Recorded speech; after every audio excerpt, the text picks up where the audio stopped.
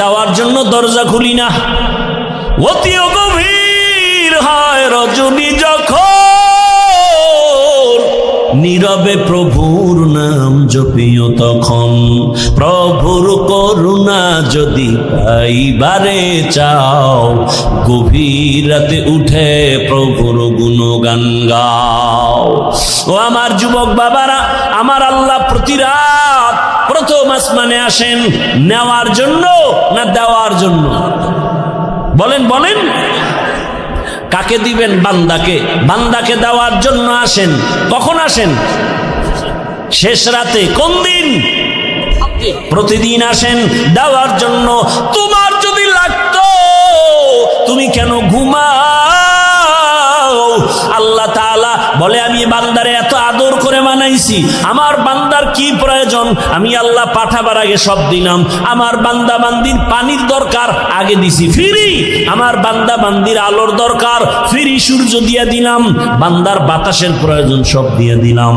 আবারও প্রতি রাতে আমি আসি, আলা মিন মুস্তাগফিরিন ফাগফিরালা, আলা মিন মুস্তারজিকিন ফারজুকা। রে রাতে কে গুনাহ করছো ক্ষমা চা গোপনে গোপনে, কারণ আসমান নীরব, জমিন নীরব, গাছের পাখিরাও ঘুমায়, নদীর মাছও ঘুমায়, ঘরের তোর মা বোন সবাই ঘুমায়।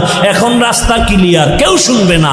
গোপনে সুন্দর করে ওযু বানাইয়া যায় নামাজ বিছাইয়া কলিজা ভরে যদি ডাক দাও, ইয়া আল্লাহ, আমি আল্লাহ তো তোর মোহাব্বতের জন্যই প্রথম আসমানে তাজাল্লি দিয়ে দিলাম, চাইতে দেরি আমি আল্লাহ তোকে দিতেও দেরি করব না। কত গভীর রাতে আল্লাহর নবী বলেন, আমি রাতের বেলা ঘুমায় গেলাম এশার নামাজ পড়ে, হঠাৎ আমার কাঁচা ঘুমের মধ্যে কান্নার আওয়াজ আসতেছে, আমার কানের মধ্যে ঘুম ভেঙে গেল। এই রাতে কে কাঁদে আর আমার ঘুম ভাঙলো? নবী বলেন, আমি উঠলাম, নজর করে দেখলাম আমার মাথার পিছনেই তো মসজিদে নববী। আমি দেখি ওখানে একজন আল্লাহর বান্দা রাতের গভীরে নামাজে দাঁড়ায় দাঁড়ায় কান্না করে। আমি দরজার কিনারায় অপেক্ষা করি, নামাজ শেষ। আমি ভাবতেছি মনে হয় অন্য কেউ, তাকায় দেখি না না, জান্নাতের 1 নাম্বার সাহাবী আবু বকর নামাজে দাঁড়ায় গভীর রাতে কান্না করে। আমি আবু বকরকে দেখলাম, আবু বকর আমারে দেইখা চমকে উঠলেন, ইয়া রাসূলুল্লাহ, এ গভীর রাত আপনি কি ঘুমান নাই? বলে, তোমার কান্নায় ঘুম ভেঙে গেল। ও আবু বকর, তুমি কাঁদলা কেন? আবু বকর বলেন, ইয়া রাসূলুল্লাহ, মালিকের আদালতে কেমনে দাঁড়ায়া হিসাব দিব সেই ভয়ে কান্না করতেছিলাম। আমার আল্লাহর আদালতে কেমনে দাঁড়াবো? নবী বলেন, কেন? আপনার তো জান্নাতের টিকিট রেডি, 10 জনার প্রথম আপনি। আবু বকর বলেন, ইয়া রাসূলুল্লাহ, আরে আমি আবু বকরের থেকে টিকিটের পাওয়ার তো নবীদেরটার বেশি, কিন্তু আপনিই তো বয়ান করেছেন হাসরের ময়দানটা ভয়ঙ্কর হবে, জমিনটা পুরা জমিন হবে হাসরের মাঠ, সূর্যটা নিচে চলে আসবে, সূর্যের গরম মাটির জমিন তামা হয়ে যাবে, ওদিকে জাহান্নামের চিৎকারের আওয়াজ, জাহান্নাম চিল্লায় বলবে, হে মালিক, বেনামাজি গুলো কই? গুনাহগার গুলো আমার পেটের মধ্যে দাও, আমার পেটের মধ্যে ক্ষুধা। নবী, আপনিই তো ভয়ঙ্কর হালাতের কথা বলছেন, জাহান্নামের চিৎকারে হাসরের ময়দানটা থরথর করে কেঁপে উঠবে।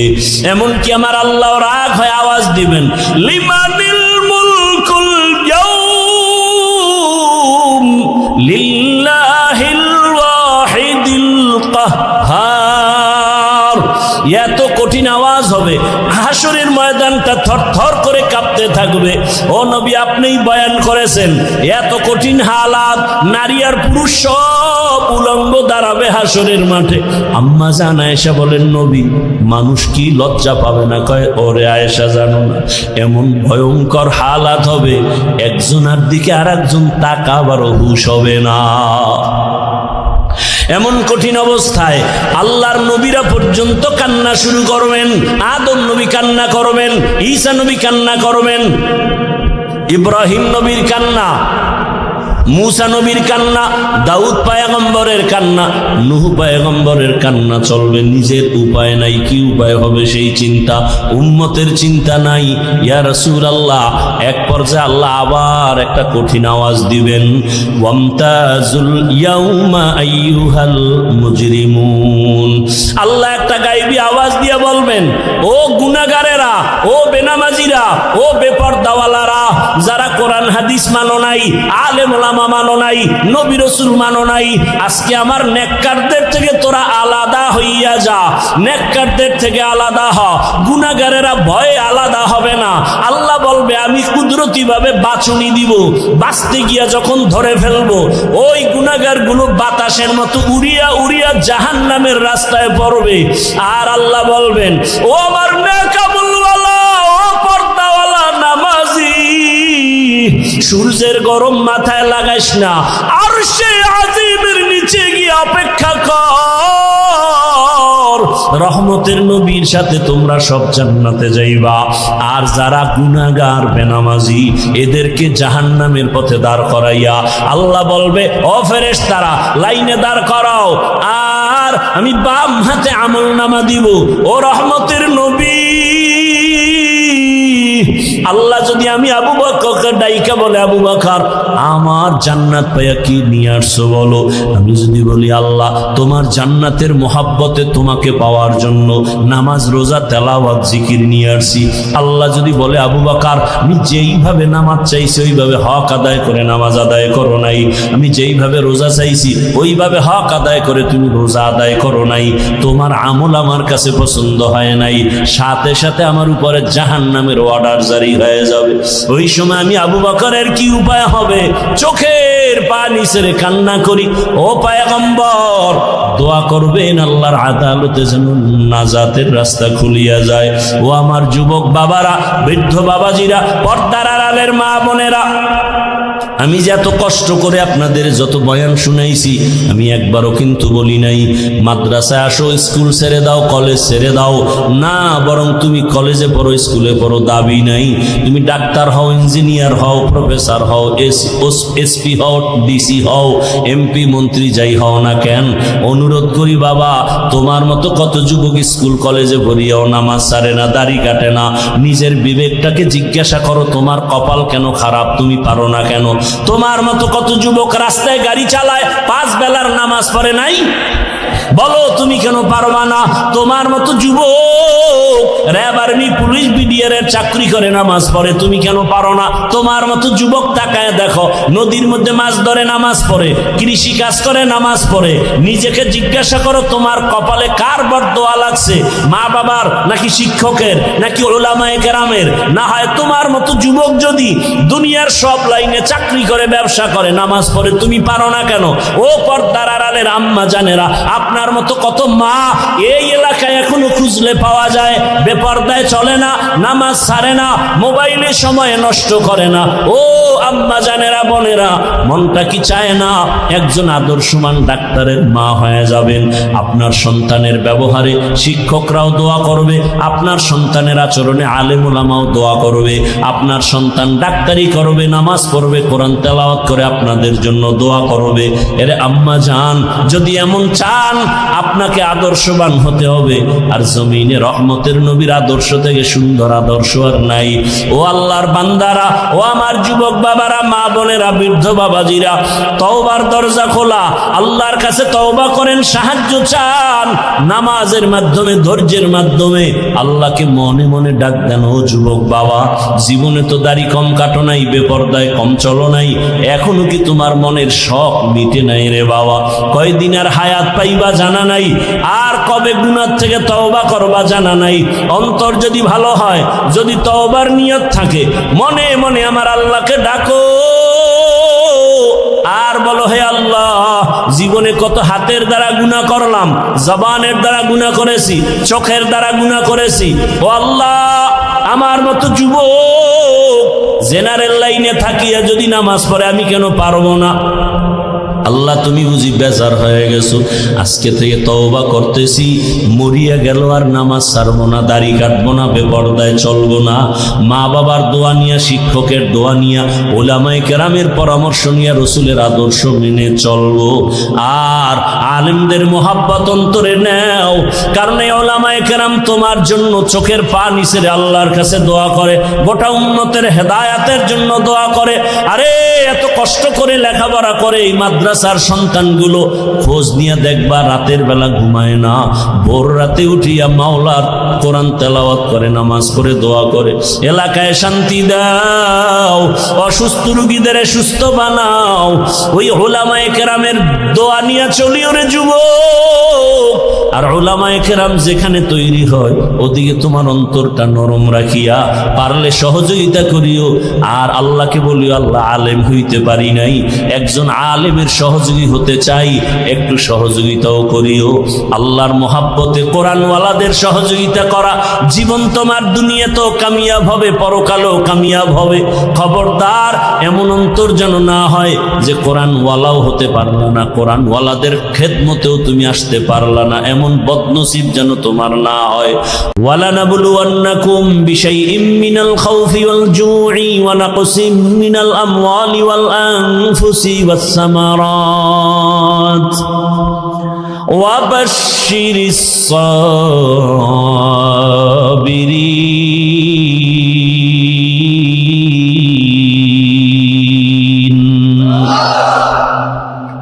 আল্লাহ পাঁচটা জিনিসের দ্বারা পরীক্ষা নিয়া যাকে বেশি মহাব্বত করবেন তার পরীক্ষা বেশি কঠিন হবে। আল্লাহ বেশি মহাব্বত করেন ঈমানওয়ালাদের, মানুষের মধ্যে যারা ঈমানওয়ালা। আবার ঈমানওয়ালাদের ভেতর আল্লাহ তাদেরকে বেশি মহাব্বত করেন যারা ঈমানের সাথে আমল করে। আবার ঈমান ও আমলওয়ালাদের মধ্যে আল্লাহর কাছে আরো বেশি প্রিয় তারা যারা আমল আর ঈমানের মধ্যে তাকওয়া আছে, তাকওয়া, শিরিকের কোনো গন্ধ নাই। গোটা দুনিয়ার ভিতরে তাকওয়ার মানদণ্ডে শ্রেষ্ঠ আল্লাহর প্রিয় মহব্বতের যারা, তারা হলেন আম্বিয়ায়ে কেরাম। আর সব নবী রসুলের মধ্যে শ্রেষ্ঠ রহমাতুল্লিল আলামিন। আর উম্মতের মধ্যে আমরা আখিরি নবীর উম্মত আল্লাহর কাছে বড় প্রিয়। আল্লাহ তাআলা বলেন, আমি পরীক্ষা নিব মুসিবতের দ্বারা। আর এই পরীক্ষায় যদি পাশ করতে চাও, এক পুঁজি লাগবে, যেই পুঁজি না থাকলে পাশ করা যাবে না। ওই পুঁজির নাম হলো ধৈর্য। যাদের ধৈর্য নাই তারা কোনোদিন কামিয়াব হতে পারবে না। এই ধৈর্য আবার তিন প্রকার: ইবাদতের বেলায় ধৈর্য, মুসিবতের বেলায় ধৈর্য, গুনাহের বেলায় ধৈর্য। আপনার যদি ধৈর্য না থাকে, এই প্যান্ডেলে মোনাজাত পর্যন্ত থাকা আপনার জন্য সম্ভব হবে না। যাদের ধৈর্য আছে তারাই থাকবেন। ধৈর্য যদি থাকে সে বয়ান শুনতে পারে, ধৈর্য না থাকলে পারে না। ইবাদতের বেলায় ধৈর্য, মুসিবতের বেলায় ধৈর্য, গুনাহের বেলায় ধৈর্য। এই ধৈর্য বড় দামি এক সম্পদ। স্বামী আর স্ত্রী বড় ভালোবাসার জিন্দেগি পরিচালনা করতেছে। একদিন স্ত্রী স্বামীকে জিজ্ঞাসা করে, ও স্বামী, তুমি আমাকে কেমন মোহাব্বত করো, ভালোবাসো? বলে সীমাহীন। বলে কেমন? কয়, তুমি আমার জীবন, আমি তোমার জন্য যা চাও তাই দিব। খেয়াল করতেছেন?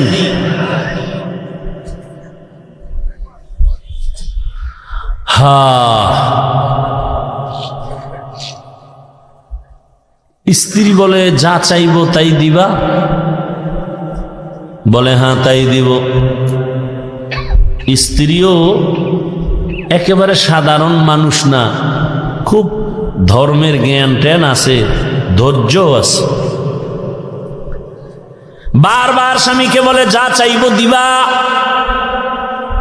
দিব, চাওয়া মাত্র দিব। বলে বুঝা খাও? হ্যাঁ বুঝা গেছি। ওয়াদা? বলে ওয়াদা। স্ত্রী পরীক্ষামূলক বলে, আমাকে 3 তালাক দিয়া দাও।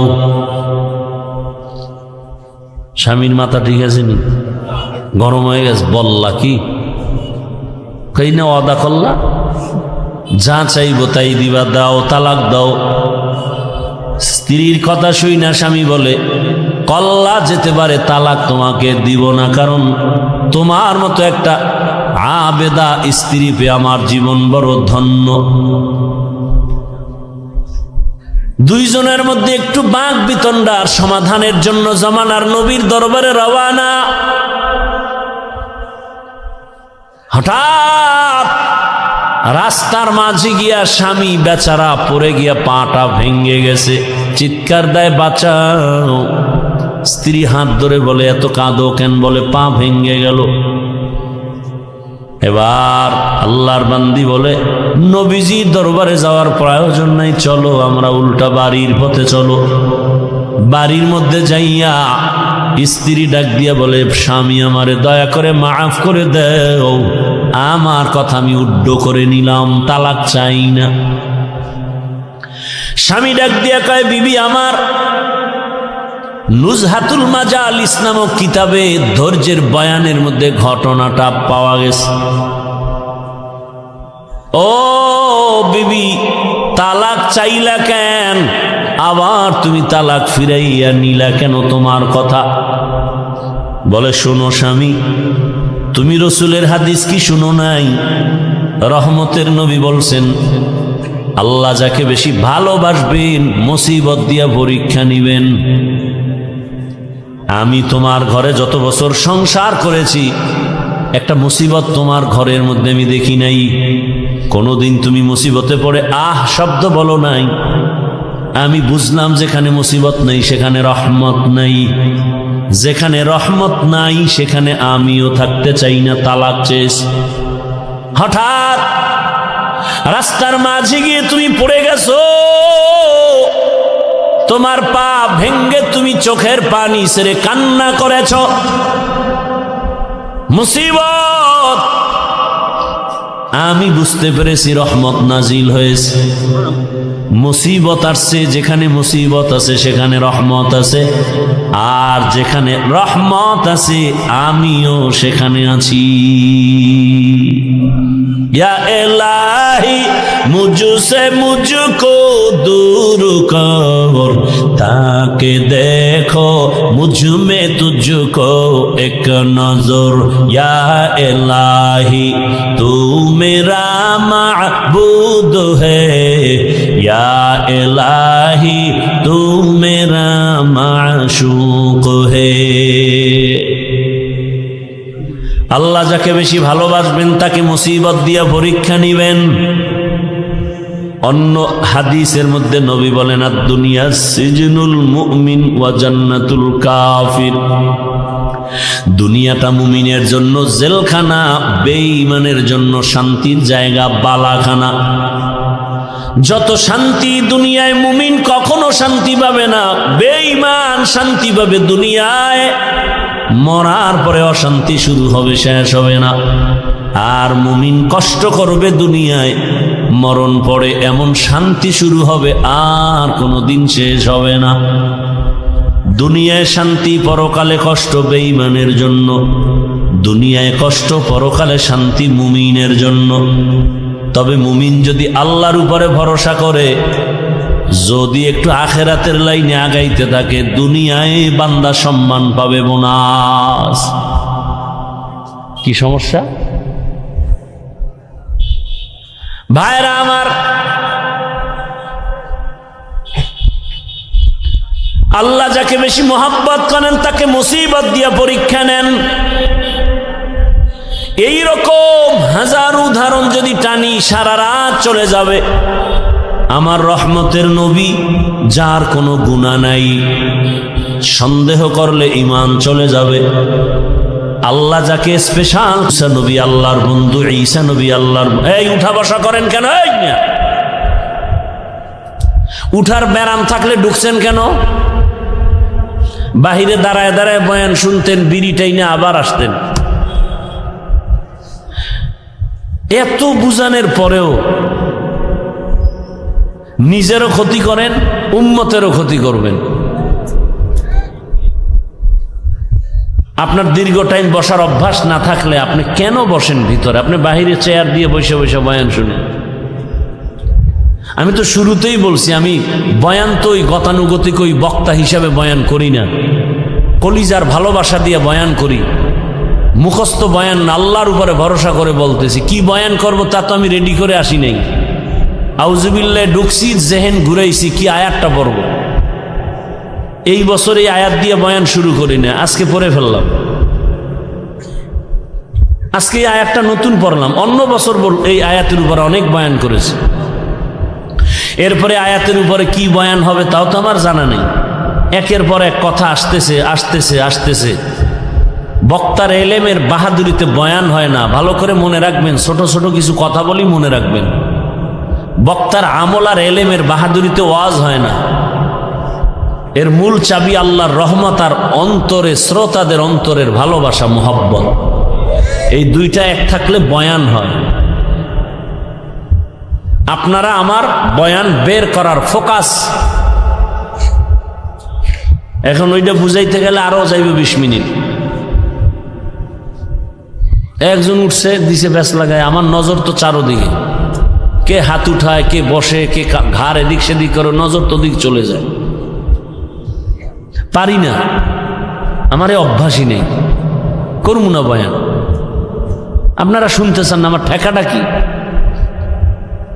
হেদায়েতের মালিক তো কোনো বান্দার হাতে আল্লাহ চাবি দেন নাই, এত পেরেশানি কেন? বৈশেই তো সেই বয়ান করছে। রসুলের মতো ব্যক্তির বয়ানে আবু জাহিল্লা বাচ্চা যদি কালেমা না পড়ে, আমি কে? রসুলের বয়ান, যার চেহারা দেখলে গুনাহ মাফ, সেই রসুলকে টানা 13 বছর দেখার পরে যে বেঈমান কালেমা পড়ে না, আমি কে? আমি তো মানুষই না। বক্তা হয়েছি ঠিক, মাওলানা হয়েছে ঠিক, মানুষ হতে পারি নাই। মানুষ হওয়া ভিন্ন জিনিস। আর রহমান আল্লামাল কুরআন খলাকাল ইনসান, এই বয়ান যেখানে করেছি সেখানে বলেছি মানুষ কাকে বলে।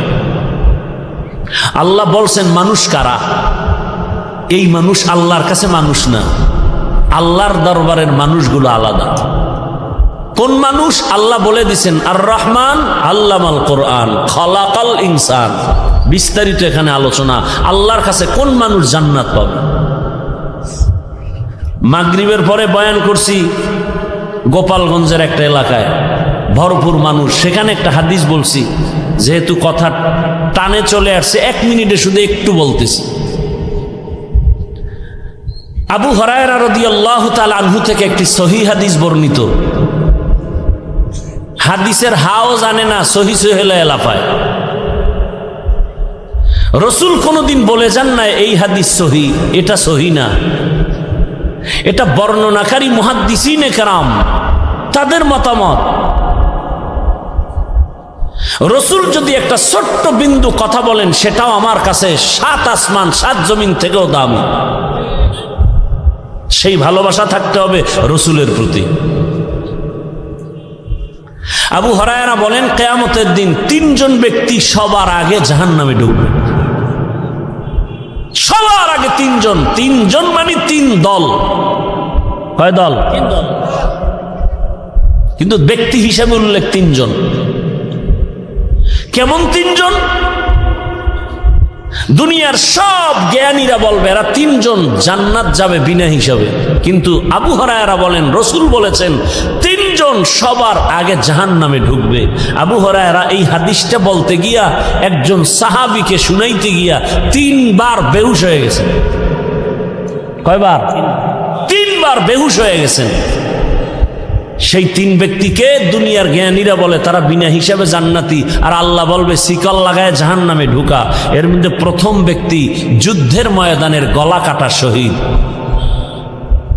যে ইসলামের ময়দানে কাফেরের মোকাবেলায় যুদ্ধ করে শহীদ, আল্লাহ তাকে বলবে রে জাহান্নামে ঢুকা। দ্বিতীয় আমার মতো মাওলানা, আল্লাহ বলবে এই মাওলানা দিকে। দুনিয়ার মানুষ তোর বয়ান শুনছে, তোরে এলেম দিছিলাম, কি করছো? আল্লাহ যে ওয়াজ করছি, দাওয়াত দিছি। মানুষ তো তাই জানে, আমি তো ভিতরেরটা জানি। মানুষ তো তোর উপরেরটা জানে, আমি তো ভেতরেরটা জানি। তোরে আল্লামা না লেখলে মনে কষ্ট পাইতি, কেউ জানতো না, আমি জানি। কি এই রোগ নাই? নামটা কেন নিচে হয়েছে? এই রোগ আছে। নাম কেন ছোট হলো, বড় হলো না? মনে তোর কষ্ট কেউ জানে না, আমি তোর অন্তরের খবর জানি। আরো কথা বলার সুযোগ নাই। আল্লাহ বলবে, এই জাহান্নামের ফেরেশতা ধর এই মাওলানারে, জাহান্নামের ভেতরে ঢুকা। শহীদেরাও জাহান্নামে, মাওলানাও জাহান্নামে।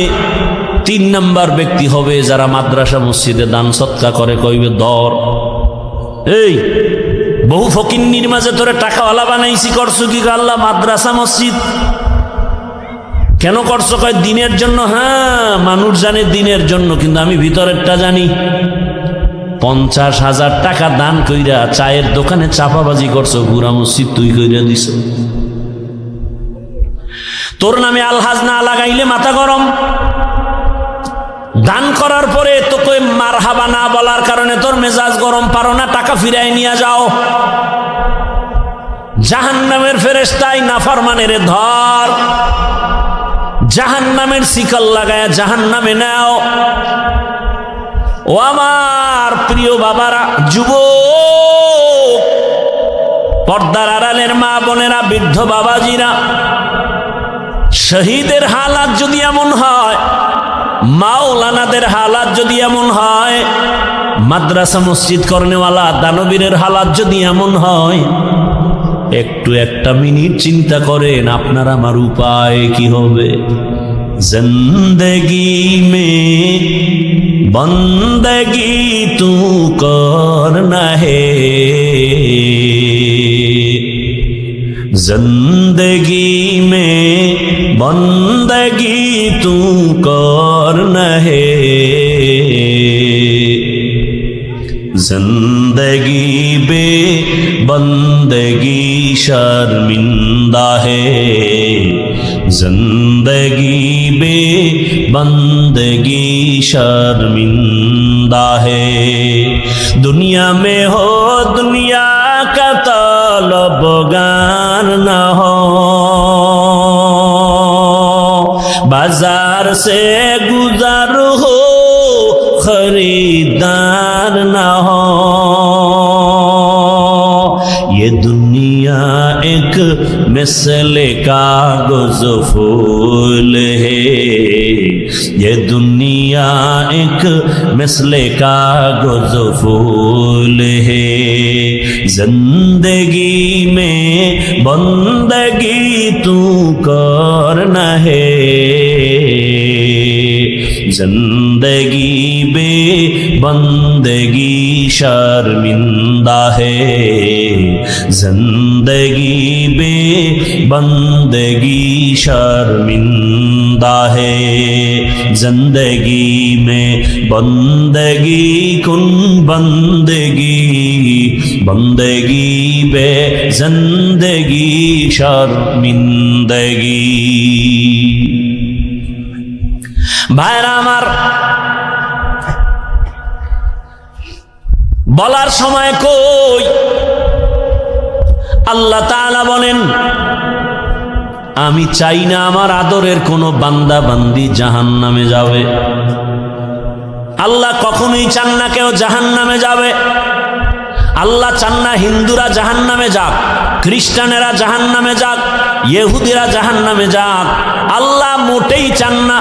বলে তার প্রমাণ, আল্লাহ বলেন আমি সব সময় তওবার দরজা খুলে রাখছি। আয় কুল ইয়া ইবাদিয়াল্লাযীনা আসরাফু আলা আনফুসিহিম লা তাকনাতু মির রাহমাতিল্লাহ, ইন্নাল্লাহা ইয়াগফিরুয যুনুবা জামিআ, ইন্নাহু হুয়াল গফুরুর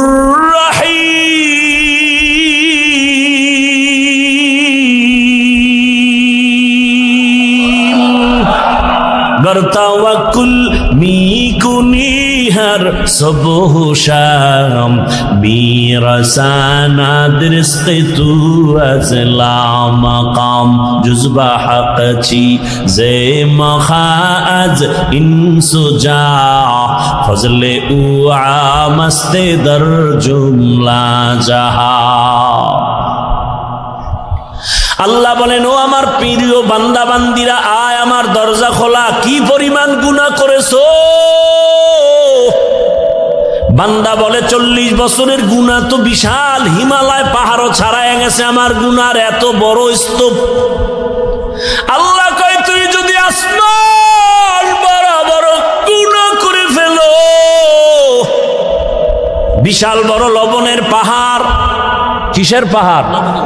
লবণের বিশাল বিশাল বড় পাহাড়, যত বড় বড় লবণের পাহাড়, একটু যদি সমুদ্রের পানি ধাক্কা লাগায় লবণের পাহাড় বিলীন হতে কয় হাজার বছর লাগবে।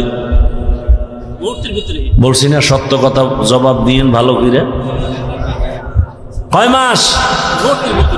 মুহূর্তের মধ্যে সমুদ্রের পানির ধাক্কায় লবণের পাহাড় যেমন বিশাল পাহাড়। কোন কাজের লোকেরা যদি বলি তোমরা 500,000 মানুষ কাজ করে লবণের পাহাড়, এখান থেকে তুমি তাড়াতাড়ি সাতক্ষীরায় নিয়ে যাও, সময় লাগবে নি? বুঝে না, অনেক সময়। কিন্তু সমুদ্রের একটা পানির বাড়ি মারলে মুহূর্তে বিলীন হয়ে যাবে। আল্লাহ কয়, রে গোলাম, কি পরিমাণ গুনাহ করেছো, কয় পাহাড় বানাইছো। দুনিয়ার আসমান বড় বড় যদি গুনার পাহাড় বানাও, আমার রহমতের পানির বাড়ির সাথে সাথে তো গুনার পাহাড় চুরমার হয়ে যাবে। আতিনা ফি দারে দুনিয়া না হাসান, আতিনা ফি দারে উকবা না হাসান, ইয়া গিয়াসাল মুস্তাগীসিন হদিনা লফতিখারা বিল উলুমে ওয়াল গিনা, হর গরিদে নেকো তু তৈয়ার হে, जो न मांगे उससे तू बेजार है। আল্লাহ তাআলা বারবার ডাকেন, আসো, তওবার দরজা খুলে দিলাম, আসো। এজন্যই তো আল্লাহ পাক আয়াতে বলেন, ও মুমিন সাহায্য প্রার্থনা করো। আল্লাহ পাক মুমিনকে বলছেন, কোন বেঈমানকে বলেন না কেন? এর সংক্ষিপ্ত জবাব হলো, জান্নাত শুধু মুমিন পাবে, কোনো বেঈমান কখনো জান্নাত পাবে না। জান্নাত কারা পাবে? মুমিন, কোনো বেঈমান পাবে না। কিন্তু একটু আগেই কিন্তু আমি বলছি, আল্লাহ চান না কোনো বান্দা বান্দি জাহান্নামে যাবে। এই হলো এক কথা। আর এক কথা কি, জমিনে যত মানুষ আসছে নাই আসবে, সবার নামে জান্নাতে আলাদা আলাদা বাড়ি নাম লেখা বরাদ্দ করা। নমরুদ নামে একটা জান্নাত আছে, জান্নাতে ঘর আছে আলাদা। ফেরাউনের নামে জান্নাতে ঘর আলাদা। বেশ্যা তাসনিমার নামেও জান্নাতে ঘর আলাদা। এক কথায় দুনিয়ার সব মানুষের নামে নামে নামে নামে জান্নাতে ঘর, কিন্তু কোনো বেঈমান জান্নাত পাবে না। এ কথাও সত্য। আল্লাহ কাউকে জান্নাত জাহান্নামে দিতে চান না, তাও সত্য। তাহলে বেঈমানরা না পাইল, ওদের জান্নাত বানানো যে নির্ধারিত করা আছে, জান্নাত কি হবে? ফেরাউনের জান্নাত কোথায় যাবে? নমরুদের জান্নাত। আল্লাহ বলেন, যারা আমার মুমিন, আমার ইবাদত যথার্থ করবে, আমি আল্লাহর নামের জান্নাত তো দিবই, বেঈমানের বানানো জান্নাত আমি আমার আদরের মুমিনদের বোনাস দিয়ে দিব। ইয়া ইলাহি তু মেরা মাবুদ হে, ইয়া ইলাহি তু মেরা মাশুক হে। ভাইরা আমার, আল্লাহ মুমিনকে বলেন সাহায্য চাও। সাহায্য চাওয়ার জন্য আল্লাহ বললেন মুমিনকে। এখন এখানে তিনটা কথা, সাহায্য কেন চাইব? কিভাবে চাইব, কার কাছে চাইব? তিনটা কথার জবাব। আল্লাহ মুমিনকে সাহায্য চাইতে বললেন কেন? বলে দুনিয়াতে কেউ কারো সাহায্য ছাড়া জমিনে চলতে পারে না, দুনিয়ার কেউ সাহায্য ছাড়া চলতে পারে না। এতগুলো মানুষ আপনারা বসে আছেন আমার বয়ান সমান শোনার জন্য, আমি কি পরিপূর্ণ মানুষ? কয় না। এখানে আসা পর্যন্ত আমার গাড়ি লাগছে, গাড়ি টেনে আনছে আমার ড্রাইভার।